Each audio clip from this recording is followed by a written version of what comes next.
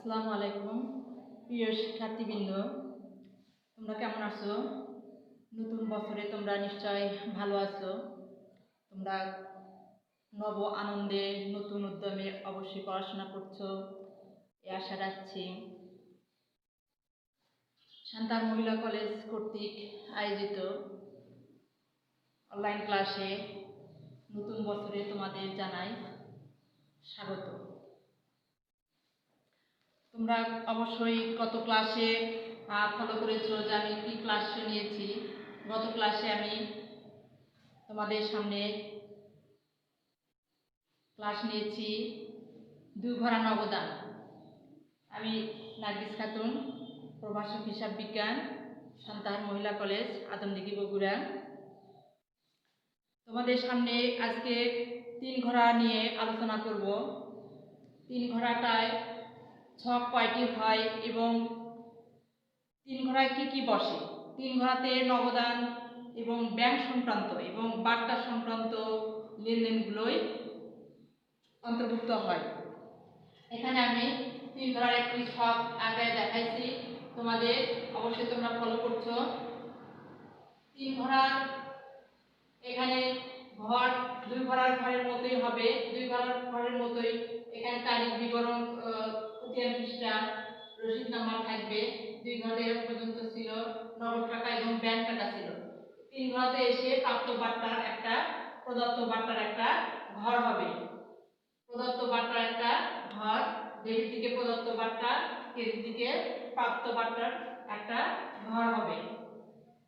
তারিখ বিবরণ, খতিয়ান পৃষ্ঠা, রসিদ নাম্বার, প্রদত্ত বার্তা, নগদ টাকা, ব্যাংক টাকা। এখানে ডেবিট দিকে এ পর্যন্ত হলো। এরপরে ক্রেডিট দিকে তারিখ বিবরণ, খতিয়ান পৃষ্ঠা, এখানে ভাউচার নাম্বার হবে, ক্রেডিট দিকে ভাউচার নাম্বার, তারপর প্রাপ্ত বার্তা, প্রাপ্ত বার্তা, নগদ টাকা, ব্যাংক টাকা। এটা ক্রেডিট সাইড। ক্রেডিট সাইডে প্রাপ্ত বার্তা হবে আর ডেবিট সাইডে প্রদত্ত বার্তা হবে। তো তিন ঘরতে বার্তা, নতুন করে বার্তার নামে একটা ঘর হবে, দুই পাশে প্রদত্ত বার্তা, প্রাপ্ত বার্তা। আর সব ঠিক থাকবে দুই ঘরের মতোই। তোমরা অবশ্যই দুই ঘরের নবদান বই বাসায় করছো, নিয়মিত করো, তাহলে তোমরা বুঝতে পারবে। খুবই সুন্দরভাবে আমি করে দেখাইছি, তিন ঘোড়া আমি সুন্দরভাবে করে দেখাচ্ছি, তোমরা অবশ্যই বাসায় করতে পারবে। তো এখানে ডেবিট এবং ক্রেডিট উপরে লিখতে হবে, ডেবিট এবং ক্রেডিট লিখতে হবে। আর হচ্ছে বার্তাটা কি, বার্তা কি, নতুন করে আমরা বার্তা পাচ্ছি। নবদান, নবদান ব্যাংক দুই ঘোড়া ছিল, এখানে নবদান ব্যাংক আছে, কিন্তু নতুন করে আসছে বার্তা। তো বার্তাটা কি, বার্তা অর্থ সাধারণ অর্থে ছাড়, ছাড় দেওয়া বা ছাড় পাওয়া। ছাড় দেওয়া বা ছাড় পাওয়া পণ্য ক্রয় বিক্রয়ের সময় কিংবা প্রাপ্য টাকা পাওয়ার সময়, প্রাপ্তির সময় কিংবা টাকা পরিশোধের সময় যে ছাড় পাওয়া যায় বা ছাড় দেওয়া হয় সেটাই হচ্ছে বার্তা। তো বার্তাটাকে প্রথমে দুই ভাগে ভাগ করা হয়, কারবারি বার্তা আর একটা নগদ বার্তা। কারবারি বার্তা আর একটা নগদ বার্তা। কারবারি বার্তাটাকে আবার দুই ভাগে ভাগ করা হয়, ক্রয় বার্তা আর একটা বিক্রয় বার্তা। কারবারি বার্তা আমাদের এই ছকে লিখতে হবে না, আমাদের কারবারি বার্তা দুই ভাগে ভাগ করা হয়, ক্রয় বার্তা, বিক্রয় বার্তা। আর নগদ বার্তাকে আবার দুই ভাগে ভাগ করা হয়, প্রদত্ত বার্তা আর হচ্ছে প্রাপ্ত বার্তা। প্রদত্ত বার্তা আর প্রাপ্ত বার্তা, এই নগদ বার্তাটাই আমাদের এখানে তিন ঘোড়ায় লাগবে, তিন ঘোড়ায় আসে। তো আমরা বই থেকে আমরা অঙ্কটা করে দেখাই, আমি ছক আঁকায় বোর্ডে দেখাইছি, তোমরা নিশ্চয়ই ফলো করছো।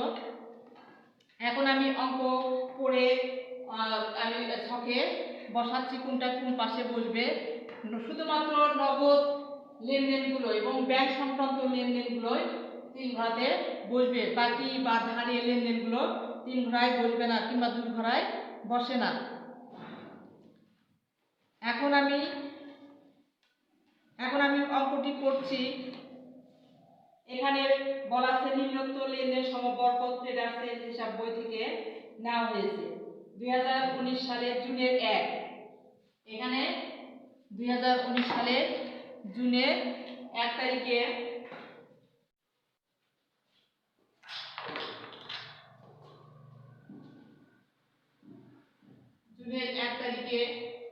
বলা হচ্ছে যে প্রারম্ভিক নগদ তহবিল 26,000 টাকা এবং ব্যাংক জমার উদ্বৃত্ত 18,000 টাকা।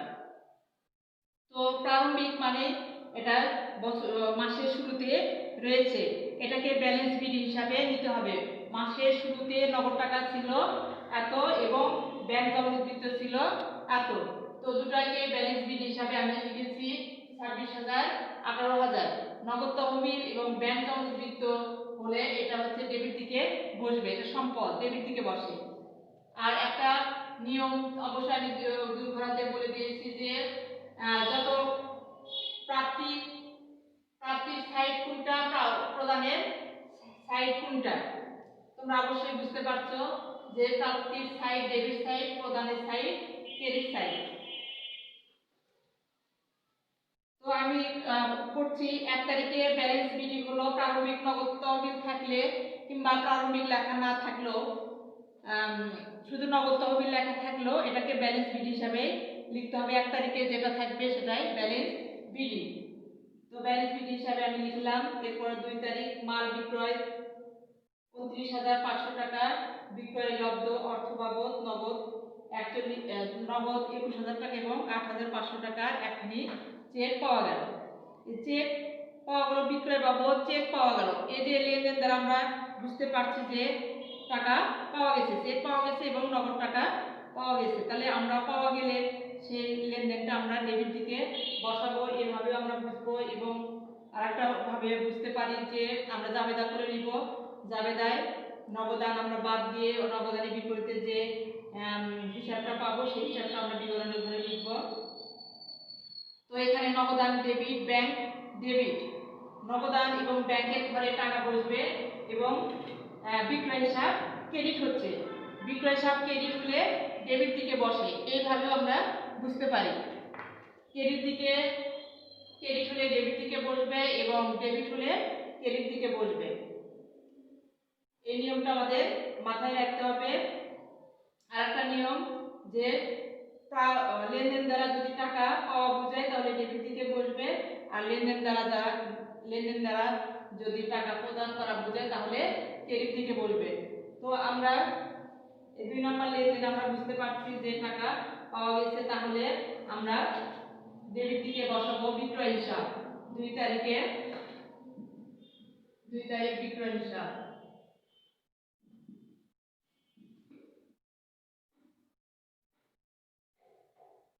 বিক্রয় হিসাব খতিয়ান পৃষ্ঠা রসিদ নাম্বার ঘরে কিছু বসবে না। এখন বিক্রয় হিসাব এখানে বলছে 29,500 টাকা বিক্রয় করা হয়েছে, বিক্রয় করে 21,000 টাকা নগদে পাওয়া গেছে, তার নগদের ঘরে 21,000, নগদের ঘরে 21,000। এরপরে 8,500 হচ্ছে চেক পাওয়া গেছে। চেক পাওয়া মানে ব্যাংকে চেক উপস্থাপন করা, এই জন্য ব্যাংকে টাকা বসাতে হবে, ব্যাংকের ঘরে টাকা বসাতে হবে 8,500।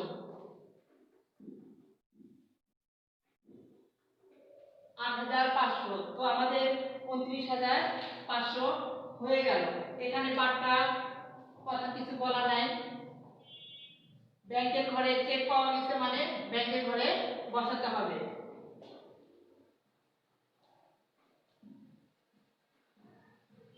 চেক পাওয়া এবং চেক প্রদান ব্যাংকের ঘরে টাকা বসাতে হবে। এরপরে হচ্ছে 10 তারিখ ব্যাংকে নগদ জমা দেওয়া হয়েছে 15,000 টাকা। ব্যাংকে জমা দিলে কন্ট্রাইন্টি হয়, আমি 2 ঘরাতে বুঝে দিয়েছি যে ব্যাংক হতে টাকা উত্তোলন আর ব্যাংকে টাকা জমা দিলে অবশ্যই কন্ট্রাইন্টি হবে। দুই পাশে বিপরীত দাখিলা, কন্ট্রাইন্টি মানে বিপরীত দাখিলা, দুই পাশে বসবে, ডেবিট দিকেও বসবে ক্রেডিট দিকেও বসবে। 10 তারিখে ব্যাংকে নগদ টাকা জমা, ব্যাংকে টাকা জমা দিলে জাবেদা করে নিতে হবে। ব্যাংকে নগদ টাকা জমা দিলে কি হয়, জাবেদা দুটো হিসাব আমরা পাচ্ছি, ব্যাংক হিসাব ডেবিট, নগদান হিসাব ক্রেডিট। ব্যাংক হিসাব ডেবিট, নগদান হিসাব ক্রেডিট। 2000 সাল জুন 10 তারিখ। ব্যাংক হিসাব ডেবিট ছিল। কোনটা এন্ট্রি হলে ডেবিট হলে ক্রেডিট দিকে বসবে? ব্যাংক হিসাব ডেবিট, ক্রেডিট দিকে ডেবিট হলে ক্রেডিট দিকে ব্যাংক হিসাব বসলো, নগদান ঘরে টাকা বসবে। নগদ ঘরে টাকা বসবে 15,000 টাকা। এটা কন্ট্রা এন্ট্রি, যেহেতু দুই পাশে বসে এজন্য এটা কন্ট্রা এন্ট্রি। এটা আমি সি লিখতে পারি। সিতে কন্ট্রা, সংক্ষেপে সি বলা যায়। কন্ট্রা এন্ট্রি, নগদান হিসাব। এই পাশে লিখব 10 তারিখ নগদান হিসাব।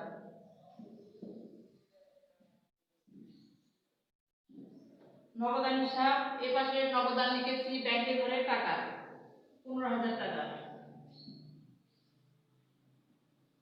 ব্যাংকের ঘরে টাকা বলবে, নগদান লিখলে ব্যাংকের ঘরে টাকা, যেহেতু ব্যাংক ডেবিট ছিল, ব্যাংক ডেবিট নগদান ক্রেডিট, ক্রেডিটের জিনিস বিবরণের ঘরে বসলো। এখানে ব্যাংক ডেবিট ছিল, ক্রেডিট ঘরে বসলো, নগদান ক্রেডিট ছিল। এরপরে হচ্ছে এটা সি দিব, কন্টেন্টটি দুই পাশে সি বলবে।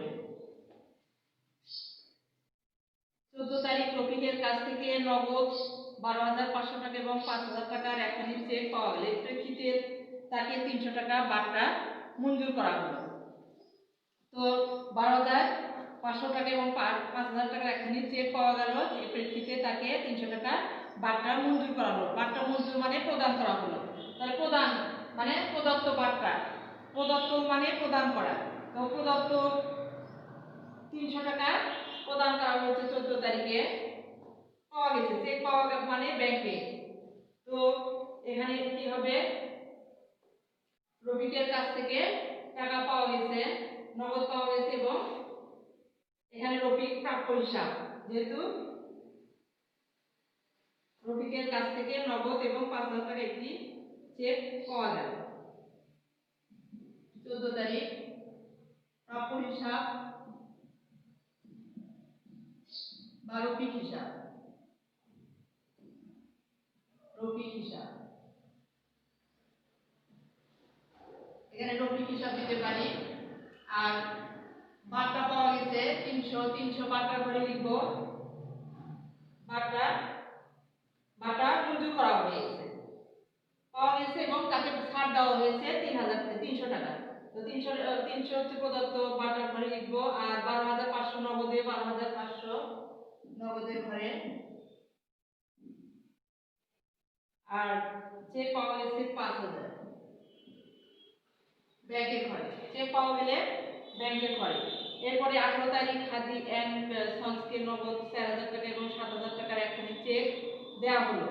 নগদে দেওয়া হচ্ছে এবং 7,000 টাকার একখানি চেক দেওয়া হলো। এর প্রেক্ষিতে 200 টাকা বার্তা পাওয়া গেল। পাওয়া বার্তা, পাওয়া মানে প্রাপ্ত বার্তা, পাওয়া মানে প্রাপ্ত বার্তা। তো এটা যেহেতু চেক দেওয়া হয়েছে, হাজি এন্ড সন্স হিসাব ডেবিট, ডেবিট হলে ক্রেডিট দিকে বসবে। প্রতিটা লেনদেনে যে হিসাবটা ডেবিট হয় সেই হিসাবটা ক্রেডিট দিকে বসাতে হবে। এখানে প্রদেয় হিসাব লেখা যাবে বা যা নাম আছে সেই নামটা দেওয়া যাবে হাদি এন্ড সন্স।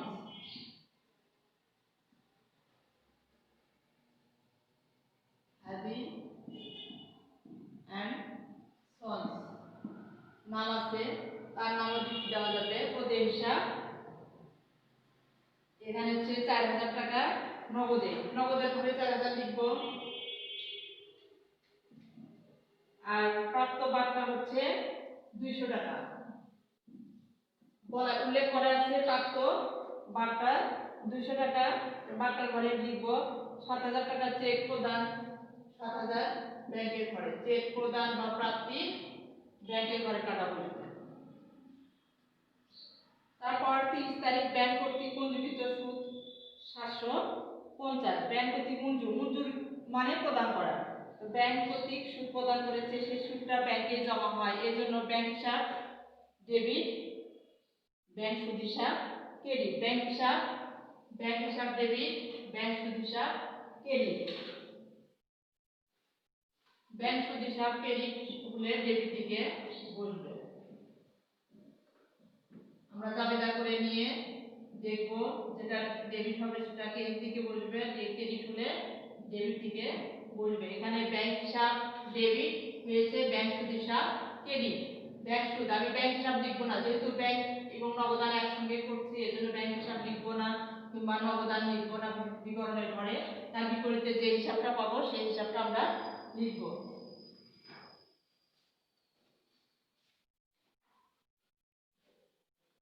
তো ব্যাংক সুদ হচ্ছে 750, ব্যাংকের ঘরে টাকা বসবে 750।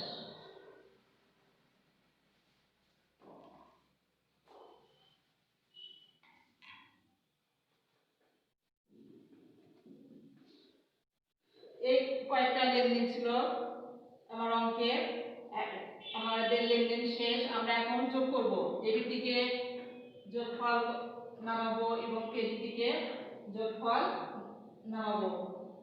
প্রদত্ত বার্তার ঘর সহ আমরা নাম দিব, দিয়ে যোগ করব।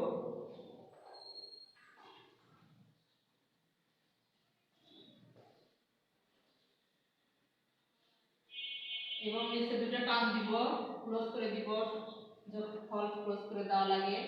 এখন আমরা কি করব, এখন আমরা যোগ করে দেখব কোন পাশে বেশি। যে পাশে বেশি সে পাশ থেকে, যে পাশে কম সে পাশটা বিয়োগ করে আমরা ব্যালেন্স সিডি বের করব। ব্যালেন্স সিডি বের করতে হবে, সিডি কে পরবর্তী মাসের 1 তারিখে ব্যালেন্স সিডি হিসাবে লিখতে হবে। তো আমরা দেখতে পাচ্ছি যে এদিকে বেশি, ডেবিট দিকে বেশি, ক্রেডিট দিকে কম। যোগ করে আমরা দেখতে পাচ্ছি ডেবিট দিকে 26,000, 21,000, 12,500। যোগ করে আমাদের হয়েছে 59,500। আর প্রদত্ত বার্তা কোনো জের হবে না, যা আছে তাই হবে 300। বার্তার কোনো জের হয় না, কিন্তু নগদ এবং ব্যাংকের ঘরে জের আমাদের বের করতে হবে, জের বা ব্যালেন্স সিডি বের করতে হবে। তো এখানে আমাদের যোগ করে কত হলো, 6 আর 3 এ 9, 509, 5, 59,500। আর এখানে হচ্ছে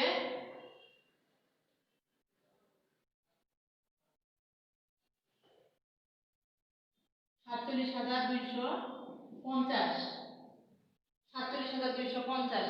ডেবিট দিকে বেশি, নগদের ঘরে যোগফল বেশি, ব্যাংকের ঘরে যোগফল বেশি। তো এই পাশে যোগফল কম, এখানে 19,000 হচ্ছে, এই পাশে 7,000 হচ্ছে। ক্রেডিট দিকে দুটা ব্যালেন্স মানে ভারসাম্য এক হচ্ছে না, এজন্য ব্যালেন্স সিডি বের করতে হবে। বেশি থেকে কমটা বিয়োগ করে আমাদের ব্যালেন্স সিডি বের করতে হবে। তো আমি এই টাকা ডেবিট দিকে যোগফল টাকা ক্রেডিট দিকে বসাবো, দুটাই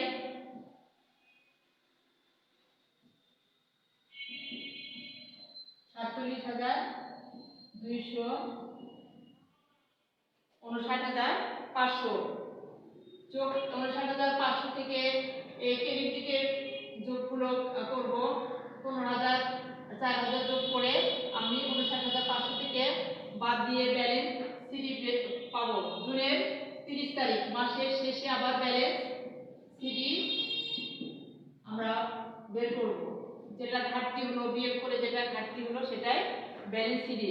তো 19,000 টাকা বাদ দিলে, 19,000 টাকা বাদ দিলে ব্যালেন্স সিডিতে পাওয়া যাচ্ছে কত, 40,500। আর এটা থেকে 7,000 বাদ দিলে, 47,200 থেকে 7,000 বাদ দিলে 40,200। এখানে 40,200 আমরা ঘাটতি পাচ্ছি, এই ঘাটতিটাই হচ্ছে ব্যালেন্স সিডি, ঘাটতিটাই ব্যালেন্স সিডি। এই ব্যালেন্স সিডিটা পরবর্তী মাসের 1 তারিখে আবার ব্যালেন্স বিডি প্রারম্ভিক হিসাবে নিয়ে আসতে হবে। তো জুন গেল, জুনের পরে আমরা দেখেছি যে ব্যালেন্স সিডি যে পাশে হয় তার বিপরীত দিকে ব্যালেন্স বিডি করতে হয়। জুলাই জুলাই জুলাই 1 তারিখ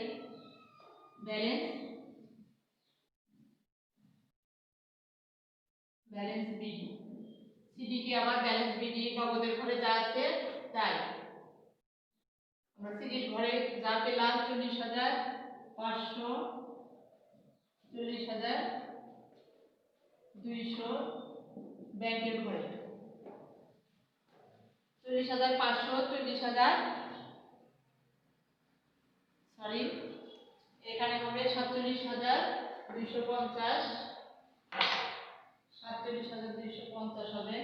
47,250 থেকে এখানেও 50, 40,250 হবে। 7,000 বাদ দিলে ব্যালেন্স সিডি 40,250,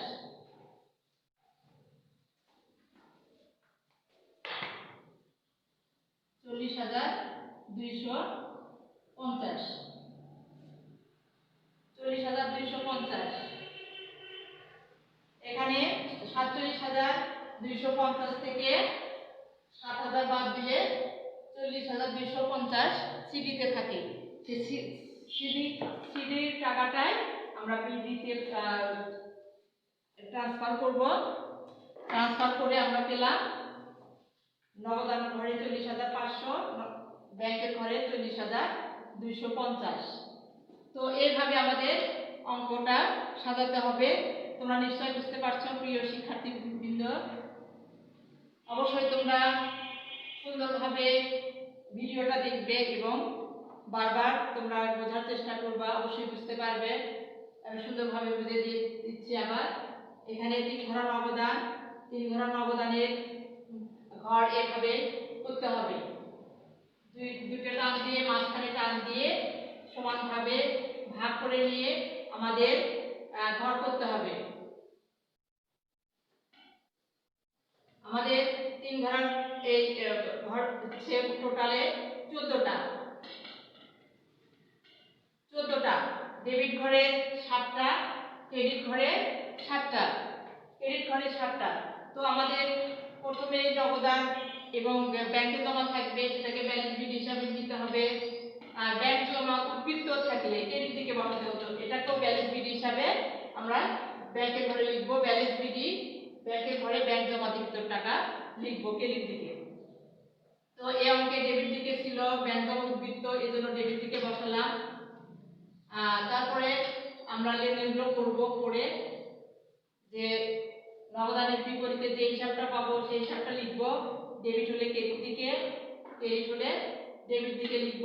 অথবা যে লেনদেন দ্বারা বোঝা যাচ্ছে প্রাপ্তগুলো ডেবিট দিকে বসাবো, প্রদানগুলো ক্রেডিট দিকে বসাবো এবং বাট্টার ঘরে বাট্টার টাকা বসাবো। তারপরে যোগ করে যে পাশে টোটাল যোগফল বেশি সেই পাশে যোগ করব এবং দুই পাশে একই টাকা লিখব। যে পাশে কম সেই পাশে বিয়োগ করে টোটাল টাকা থেকে বিয়োগ করে ব্যালেন্স সিডি বের করব। ব্যালেন্স সিডিকে পরবর্তী মাসে 1 তারিখে বিডি হিসাবে লিখব। আর বাট্টার কোনো জের হয় না বা ব্যালেন্স সিডিতে বিডিতে লিখতে হয় না, বাট্টা যা আছে তাই যোগ করে দিতে হবে এবং ক্লোজ করে দিতে হবে। এইভাবেই 3 ঘর নগদান বইটা 3 ঘর নগদান বই করতে হয়। তোমরা অবশ্যই বাসায় বেশি বেশি ফলো করবা। নতুন বছরে নব উদ্যমে তোমরা পড়াশোনা করো, এই আশা ব্যক্ত করে আমি আমার ক্লাস শেষ করছি। আগামী ক্লাসে অবশ্যই তোমাদের সাথে দেখা হবে। আল্লাহ হাফেজ।